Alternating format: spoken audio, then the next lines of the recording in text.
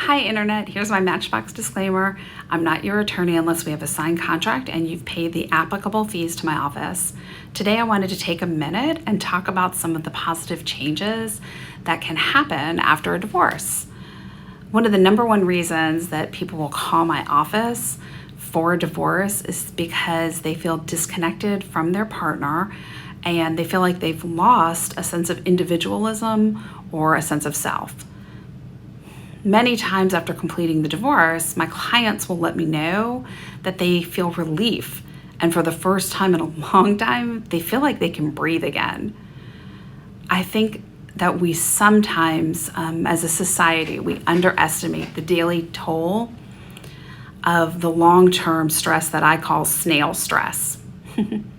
Snail stress to me is the kind of stress that is interconnected to lots of little daily issues that are happening over a long period of time. So it's like a slow and steady stream or flow of stress instead of just one large stressful event. And I've seen a lot of my clients be able to release the snail stress and move forward in their lives with joy and happiness. Many of my clients thought that would have been impossible because the snail stress, it just became a part of their life, like eating and showering and sleeping. I would say that the number two reason why people call my office is because they have very different financial goals than their partner. And despite repeated attempts to align those goals, they feel frustrated and unsuccessful. Typically, when those clients are on the other side of a divorce or separation, they see opportunities and doors open.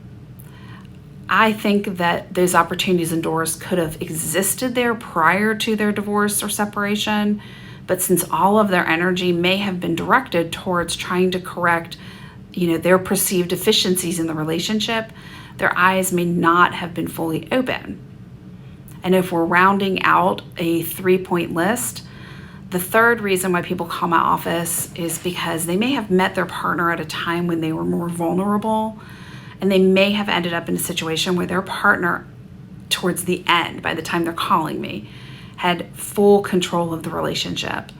And as the client regains their focus and their strength, they start to realize, wait a minute, I have to get out of this. This isn't working.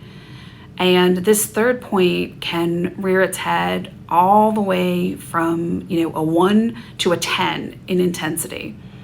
And in my 20-year career, I have seen people do some really horrible stuff to each other. And I've always been amazed by the strength and optimism that my clients have exhibited during what would be classified typically as a high conflict divorce.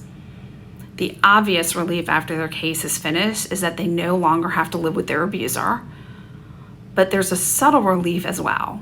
And the subtle relief is the appreciation for the freedoms that people in otherwise healthy relationships would consider small. And these would include being able to make a phone call or text your friends or family without having your partner review your call logs or text messages, being able to go somewhere as simple as the hair salon and not being accused of having an affair, or just being able to have a peaceful afternoon with your pets or your children or your friends or your family and just sit in your living room and watch TV knowing that there will not be any type of confrontation or altercations. It's a weird world out there, guys. Stay safe.